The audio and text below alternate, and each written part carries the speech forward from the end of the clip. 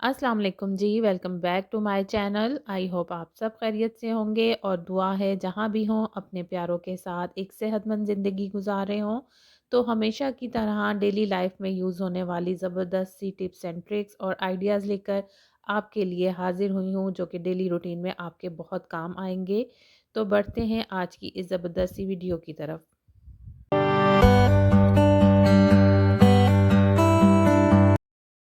तो चलें शुरू करते हैं। आइडिया नंबर 1 तो ये है रिलेटेड हमारे जो सोप्स होते हैं उनके खाली पैकेट से रिलेटेड। हम इन पैकेट्स को बेकार समझकर और रद्दी समझकर फेंक देते हैं और हमेशा से ही ऐसा होता आया है कि ये रद्दी ही समझे जाते हैं, लेकिन इनको भी हम काफ़ी चीज़ों में यूज़ कर सकते हैं। तो आज इसका एक यूज़ आपके साथ शेयर करूँगी कि हमने क्या करना है कि इस खाली पैकेट के बैक साइड पर लगा लेनी है डबल साइडेड टेप, इस तरह से कुछ।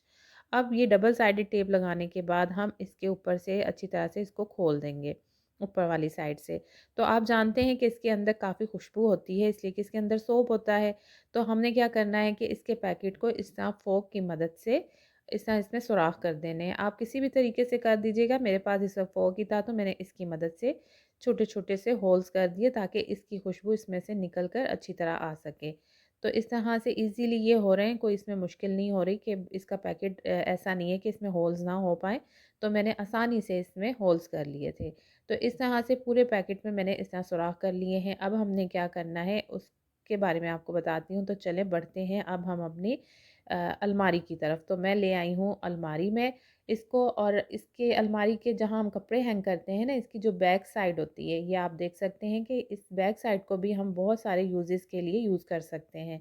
तो मैंने इसमें अपना एक ऑर्गेनाइज़र भी लटकाया हुआ है। तो हमने क्या करना है कि इसको या तो इसके ऊपर वाली जो इसकी आप छत कह लें, इसकी ऊपर वाली साइड पे हमने इसको इस तरह चिपका देना है, पेस्ट कर देना है, या हम बैक साइड पे भी इसको इस तरह से पेस्ट कर सकते हैं। तो इससे क्या होगा कि हमारी अलमारी जो है वो एक अच्छी सी खुशबू से महक उठेगी और इसमें से जो कपड़ों की स्मेल होती है वो ख़त्म हो जाएगी।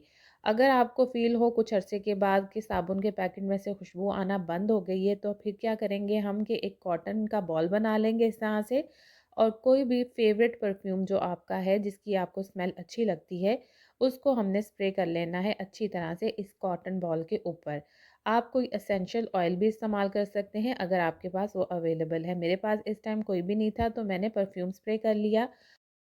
अब हमने ये करना है कि इस कॉटन बॉल को साबुन के पैकेट के अंदर इस तरह से फिक्स कर देना है, इसके अंदर रख देंगे हम। उससे ये होगा कि हमारी अलमारी में एक बड़ी ही ज़बरदस्त सी हमारी फेवरेट खुशबू जो होगी उससे हमारी अलमारी महक जाएगी।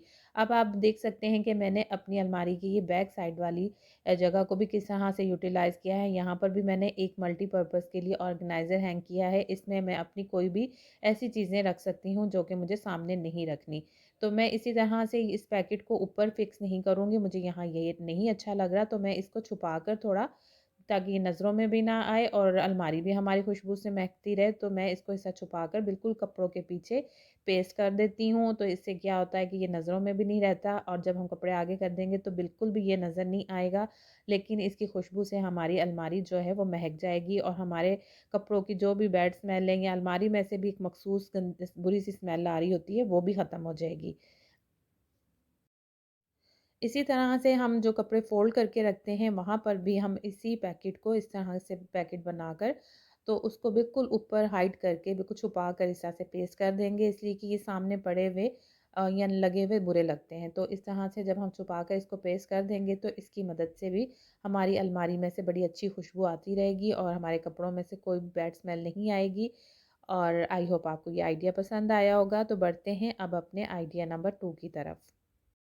जैसे ही सर्दियाँ शुरू होती हैं, गैस की लोड शेडिंग शुरू हो जाती है और ख़ास तौर पे गैस का प्रेशर बहुत कम होता है। अगर गैस आए भी तो उसका प्रेशर इतना कम होता है कि उस पे रोटी बना ही नहीं सकते, और हर रोज़ हम बाहर से रोटी भी नहीं ला सकते, इसलिए कि रोटी तो दिन में 3 टाइम बनानी होती है।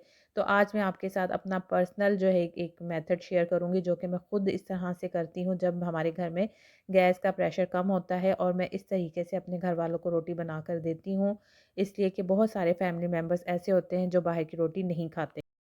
गैस का प्रेशर आप चेक कर सकते हैं कि इस टाइम कितना कम प्रेशर है, लेकिन इस कम प्रेशर पर भी मैं अपने घर वालों के लिए रोटी बनाती हूँ और बिल्कुल उसी तरह नरम नरम और फूली हुई रोटी, ज़बरदस्त सी रोटी बन जाती है। तो इसके लिए हमने क्या करना है कि जब हमने रोटी बनानी है उससे 10 मिनट पहले हमने चूल्हे पर तवे को रख देना है, और ताकि तवा हमारा अच्छी तरह से गर्म हो जाए। आपने इस चीज़ का ध्यान रखना है कि 10 मिनट पहले, कम अज़ कम 10 मिनट पहले तवे को लाज़मन रख देना है चूल्हे पे। अब मैं हाथ लगाकर चेक कर रही हूँ तो तवा हमारा जो है वो अच्छी तरह से गर्म हो चुका है। गैस का प्रेशर आप इस वक्त भी चेक कर लें कि वही है जो कि तवा रखने से पहले था। अब मैंने यहाँ पर एक शीट बिछा ली है रोटियाँ बनाने के लिए। आप भी जब भी रोटियाँ बनाने लगें तो काउंटर पर इस तरह से कोई भी शीट बिछा लिया करें, या कोई कपड़ा, या कोई कुछ भी नहीं है तो सिंपल आप अखबार भी बिछा सकती हैं। तो उससे ये होगा कि हमारा जो काउंटर है वो साफ़ सुथरा रहेगा, और रोटियाँ बनाने के बाद हम आराम से इस शीट को उठाकर साफ़ सुथरा करके रख सकते हैं। तो अब जिस तरह से हम रेगुलर पेड़ा बनाते हैं रोटी बनाने के लिए, सेम उसी तरह से आपने एक पेड़ा बना लिया है। मैं आपके सामने बना रही हूँ। अमूमन हमारे रेगुलर पेड़े का साइज़ यही होता है। मेरा जो नॉर्मल पेड़ा होता है, जब गैस का प्रेशर फुल आ रहा होता है तो मैं इसी नॉर्मल साइज़ का पेड़ा लेती हूँ। लेकिन आज हमने क्या करना है, जब प्रेशर कम है, कि इस एक पेड़े में से हम 2 पेड़े बनाएँगे। यानी कि एक रोटी के साइज़ की हम 2 रोटियाँ बनाएँगे। एक रोटी के पेड़े में से 2 रोटियाँ बनेंगी। तो हमने बना लेने हैं छोटे-छोटे से पेड़े। तो इस तरह से जब हम छोटे-छोटे पेड़े बनाकर रख लेंगे तो इसके बाद हमने इसको रेगुलर रोटी की तरह बेल लेना है। इस तरीके से आप बड़ी ज़बरदस्त सी घर की बनी हुई रोटियाँ अपने घरवालों को खिला सकते हैं। थोड़ा-सा टाइम ज़्यादा लगता है, लेकिन ये होता है कि घर में आप साफ़-सुथरी अपने हाथ से बनाकर अपने घरवालों को रोटी दे सकते हैं, जो कि सेहत के लिए भी अच्छी है, इकोनॉमिकल भी है। बाहर से रोटी लाना ना तो बजट अफ़ोर्ड करता है और ना ही हमारी सेहत अफ़ोर्ड करती है।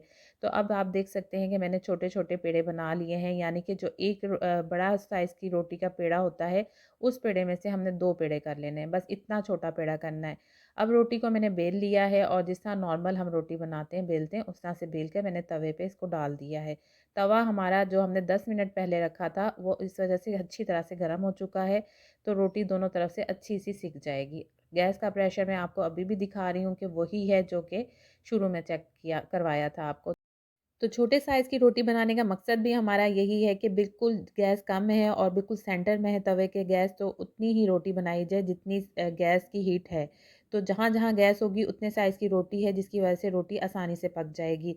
और अब आप देखें कि मैं इसको सेक रही हूँ और कितनी अच्छी ज़बरदस्त सी फूली-फूली नरम रोटी तैयार हो रही है। तो है ना अमेज़िंग आइडिया? इस तरीके से हम अपने घरवालों को थोड़ी-सी एफ़र्ट के साथ घर की साफ़-सुथरी रोटी खिला सकते हैं।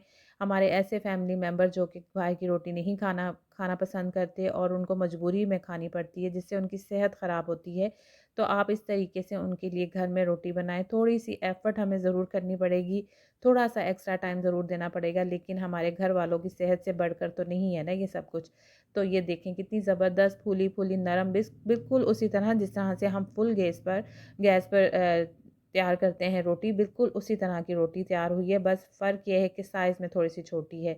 जहाँ आप 1 रोटी बनाते हैं, वहाँ आपको 2 रोटियाँ बनानी पड़ेंगी, बस बात इतनी सी है। तो मेरे घर में जब भी ये मसला आता है कि गैस का प्रेशर कम होता है, तो मैं इसी तरह से अपने घरवालों को रोटी बनाकर घर की रोटी देती हूँ, इसलिए कि घर की रोटी खाना हर कोई पसंद करता है। बाहर की रोटी कभी-कभी शौक में हम खा लेते हैं, लेकिन रेगुलर कोई भी शौक से नहीं खाता। तो अब ये मैं दूसरी रोटी तवे पे डाली हुई है, और अब मैं आपको दिखाऊँगी कि बगैर सेके हम इसको किस तरह से बनाएँगे। तो जब ये इस पे इस तरह हल्के-हल्के से मार्क्स आ जाएँगे ना, तो हम साफ़-सुथरा सा कोई किचन टॉवल लेंगे और हल्के-हल्के हाथ से हम इस रोटी को प्रेस करते जाएँगे। जब इसको हम हल्के-हल्के प्रेशर से दबाएँगे तो ये फूलती जाएगी। अभी भी गैस का प्रेशर मैं आपको फिर से चेक करवा रही हूँ बीच-बीच में, ताकि आपको नज़र आए कि मैं उसी गैस पर ही चूल्हे पर ही रोटी बना रही हूँ। तो जैसे-जैसे मैं इसको हल्के-हल्के हाथ से प्रेस कर रही हूँ, तो आप देख सकते हैं कि रोटी कितनी अच्छी फूल रही है। ये भी इस तरीके से भी बिल्कुल सॉफ्ट और फूली हुई रोटी तैयार होगी। तो देखा आपने किस तरह से हमने इतने कम प्रेशर पर भी कितनी अच्छी नरम और सॉफ्ट रोटियां बना ली हैं और अपने घर वालों के लिए, ताकि उनकी सेहत अच्छी रहे। तो इस तरीके को आप भी फॉलो कीजिएगा, इसलिए कि मैंने आपसे अपना पर्सनल जो मेथड है वो शेयर किया है, ये मैं खुद फॉलो करती हूँ, तो मैंने इसलिए आपके साथ शेयर किया है इसको कि आप भी इससे फ़ायदा उठाएं। अगर आपको मेरा ये आइडिया पसंद आया तो मेरे चैनल को सब्सक्राइब कीजिएगा, लाइक और शेयर करना मत भूलिएगा। दुआओं में हमेशा याद रखा करें। अपना और अपने प्यारों का बहुत ख्याल रखा करें। अल्लाह हाफ़िज़।